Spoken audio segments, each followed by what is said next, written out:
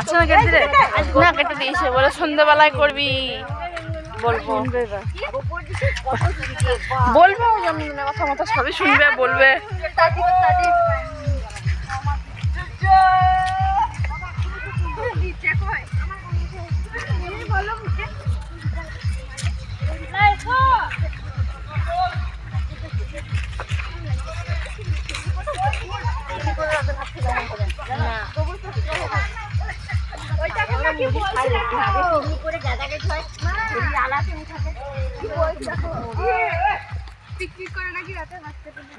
ভাত আমরা কোনোদিনই খাই না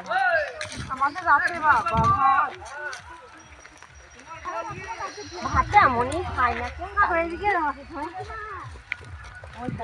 ওই রাস্তাটা ওই যে এদিকে ঘুরিয়ে যান গ্যাসের যা দাম সকালে চলে এলে হয় জাল খেতে দিতে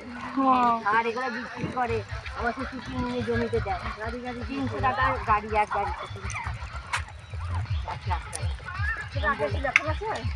হ্যাঁ এখন হ্যাঁ আমার শ্বশুর আর 4 বছরই চাকরি করে বাবা 8 বছর